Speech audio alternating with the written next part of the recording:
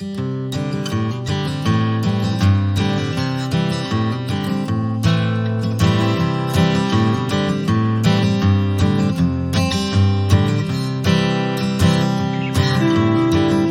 तो नहीं कि कोई हैकर हैक करना चाह रहा है इंडिगो का सर्वर है कि लाइक पेटीएम, आईसीगो, वाया, इन सबको वो बोल दें कि मेरा पासवर्ड ये है और आप लॉगिन कर लेना और इससे जितनी बुकिंग करना है उतनी बुकिंग कर लेना। मान लो कि आप एक रेस्टोरेंट में गए हो अपनी फेवरेट डिशेस खाने के लिए।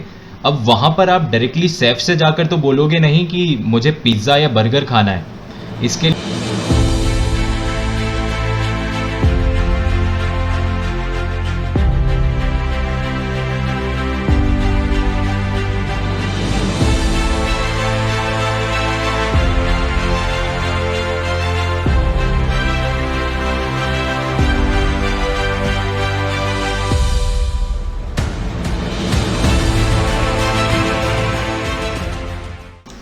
सो गाइस, जब भी मैं ऑनलाइन ई कॉमर्स वेबसाइट और ऑनलाइन फूड ऑर्डरिंग के बारे में सोचता था कि ये सब चीज़ें कैसे काम करती हैं, तब वहाँ पर मुझे बहुत अचंभा लगता था ये सोचकर कि ये जो ई कॉमर्स वेबसाइट होती हैं, मान लो कि आप लोग एक सेलर हो और आपको एक डैशबोर्ड दिया गया है और आप एक ई कॉमर्स स्टोर जैसे कि अमेज़ॉन पर कुछ भी सेल करना चाहते हो और वहाँ पर बहुत सारे कस्टमर्स होते हैं जो कि इस स्टॉक को क्या कर सकते हैं, ख़रीद सकते हैं। अब ऐसे में एक कस्टमर को अमेज़ॉन के स्टोर से बात करनी पड़ती है और जो डैशबोर्ड है वो मेनली एफिलिएट मार्केटर्स को दिया जाता है और उनको बात करनी होती है अमेज़ॉन का जो मेन सिस्टम होता है उनसे। तो ये सब कैसे मुमकिन हो पाता है? का एक बहुत अच्छा एग्जाम्पल है हमारे पास में एयरलाइन टिकट बुकिंग सिस्टम का। बहुत सारी थर्ड पार्टी वेबसाइट्स होती हैं जैसे कि वाया, आईसीगो, पेटीएम, मेकमाईट्रिप.com।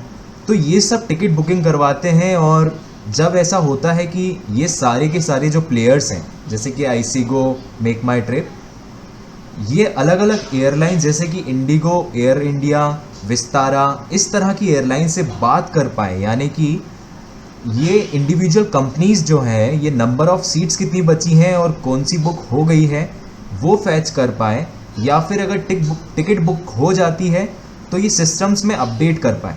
क्योंकि यार अगर इंडिगो की एक फ़्लाइट बुक हो चुकी है तो मुझे बताना पड़ेगा कि भाई मैं पेटीएम हूँ और मैंने आपकी ये फ़्लाइट जो है उसको बुक कर दी है, तो आप किसी और से ये सीट जो है वो फिर से बुक मत करवा बैठना। तो इसलिए अलग अलग सिस्टम्स को टू एंड फ्रो बात करनी पड़ती है एक दूसरे से। तो ऐसे में क्या होगा कि मान लो अगर मैं पेटीएम हूँ और मैं कहूँ ये रहा मेरा पासवर्ड और आपको मेरे सर्वर में जो करना है कर लो, तो ऐसा नहीं होता है, ठीक है? क्योंकि मैं एज अ इंडिगो या as a MakeMyTrip दूसरी कंपनी पर ऐसे डायरेक्टली ट्रस्ट नहीं कर सकता हूँ।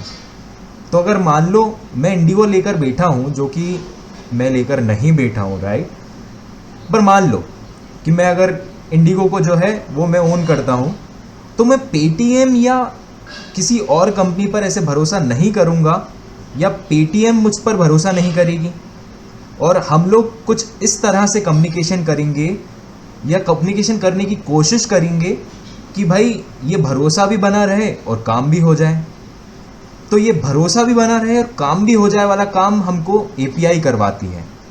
एपीआई होती क्या है? API का फुल फॉर्म होता है application programming interface, and this API makes it possible for different systems to interact with each other, ठीक है? तो अगर मैं आपको API की डेफिनेशन बताना चाहूँ तो API एक ऐसा जरिया है जो इन सब सिस्टम्स को अपना कुछ डेटा एक्सपोज करने में मदद करता है।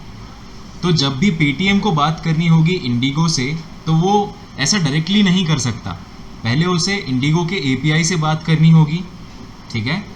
सो फॉर एन एग्जांपल अगर मैं आपको बताऊं, मान लो अगर इंडिगो में आपको पेटीएम के थ्रू कुछ टिकट्स बुक करवानी है, तो पेटीएम क्या करेगा कि ये जो बुकिंग का डेटा है सिर्फ वही डेटा इंडिगो को एक्सपोज करेगा और इंडिगो भी सिर्फ सीट अवेलेबिलिटी का जो डेटा उसके पास होगा वही पेटीएम को एक्सपोज करेगा। ऐसा नहीं कि भाई हमारी जो इंडिगो एयरलाइंस है इसमें हम एम्प्लॉयज़ को कितना सैलरी देते हैं, एम्प्लॉयज़ का जो भी डेटा है वो भी हम आपको एक्सपोज कर दें, ऐसा नहीं होता है। तो अगर सीट अवेलेबल होगी तो इंडिगो की एपीआई जो है रिस्पॉन्स में बता देगी कि भाई सीट्स अवेलेबल हैं, और अगर नहीं भी होती हैं तो वैसा भी बता देगी।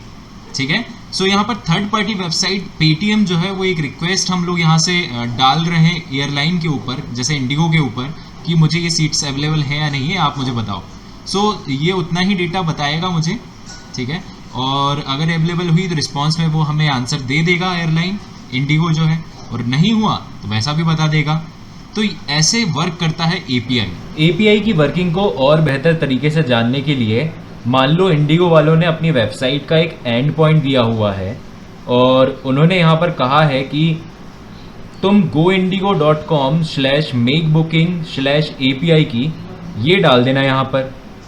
अब API की का मतलब होता है कि जो सारे प्लेयर्स हैं जैसे कि पेटीएम, आईसीगो, मेक माई ट्रिप, इन सबको एक सीक्रेट की मिलती है, और ये की होती है पहचानने के लिए कि क्या तुम ही पेटीएम हो। ऐसा ना हो कि मैं बोल दूं इंडिगो से जाकर कि भाई 4 सीटें मेरे नाम पर बुक कर दो और इंडिगो वाले ऐसा कर भी दें। नहीं, ऐसा बिल्कुल नहीं होगा। ये जो एंड पॉइंट होता है इसको हिट करना पड़ेगा प्रॉपर एपीआई की के साथ में। अब जो एपीआई की है वो सबसे पहले बैकएंड में जाकर ये चेक करेगी कि ये जो रिक्वेस्ट है वो पेटीएम से ही आ रही है या नहीं।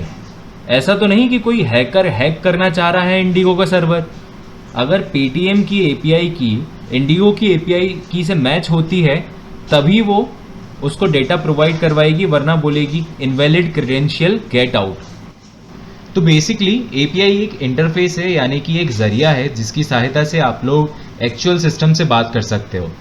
अब एक्चुअल सिस्टम जो है यानी कि जो इंडिगो के सर्वर्स होंगे, या फिर अगर बैकएंड में कुछ डिस्ट्रीब्यूटेड कंप्यूटर का इस्तेमाल करते हैं तो वो उन सारे सर्वर्स का, क्लस्टर्स का तो वो एक्सेस दे नहीं सकते पेटीएम को या आईसीगो को, या फिर जो भी उनकी वेबसाइट का यूज़ कर रहा है बुकिंग करने के लिए।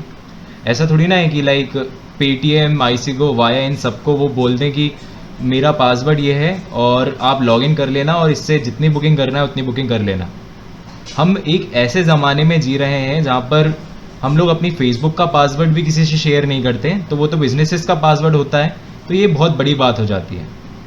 तो यहाँ पर क्या किया जाता है कि सबको अपनी अपनी एक एपीआई की दी जाती है जिससे पता चल जाता है कि किसने कितना पैसा दे के कितनी सीट्स बुकिंग की हैं, और इनके सिस्टम्स पर सब कुछ लॉक होता रहता है। तो एपीआई के होने से फ़ायदा ये होता है कि जो फ्लिपकार्ट है, इंडिगो है, आईसीगो है, पेटीएम है, इन सबको कुछ भी देने की ज़रूरत नहीं पड़ती अपने क्रेडेंशियल वगैरह। ये सारा काम अपना कर सकते हैं सिर्फ एपीआई की मदद से। एपीआई को अच्छे से समझने के लिए मान लो कि आप एक रेस्टोरेंट में गए हो अपनी फेवरेट डिशेस खाने के लिए। अब वहाँ पर आप डायरेक्टली शेफ से जाकर तो बोलोगे नहीं कि मुझे पिज़्ज़ा या बर्गर खाना है। इसके लिए आप क्या करोगे कि आप वेटर को प्रॉपरली ऑर्डर नोट करवाओगे। अब वेटर जो है वो आपका ऑर्डर नोट करेगा और शेफ़ के पास लेकर जाएगा, ठीक है। और शेफ़ जो है वो आपके ऑर्डर की अवेलेबिलिटी को बता देगा कि वो अवेलेबल है या नहीं है। अगर पिज़्ज़ा या बर्गर अवेलेबल होगा तो वेटर वो आपको लाकर दे देगा, वरना आपको बता देगा कि भाई ये आइटम्स जो आपने बोले हैं ये आइटम्स अवेलेबल नहीं हैं।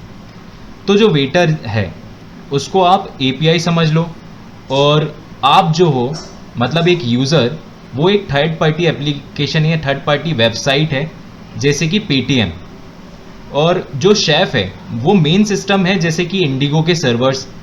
तो अगर सीट्स अवेलेबल होंगी तो पेटीएम के थ्रू आप बुक कर पाओगे, और नहीं है तो नहीं कर पाओगे।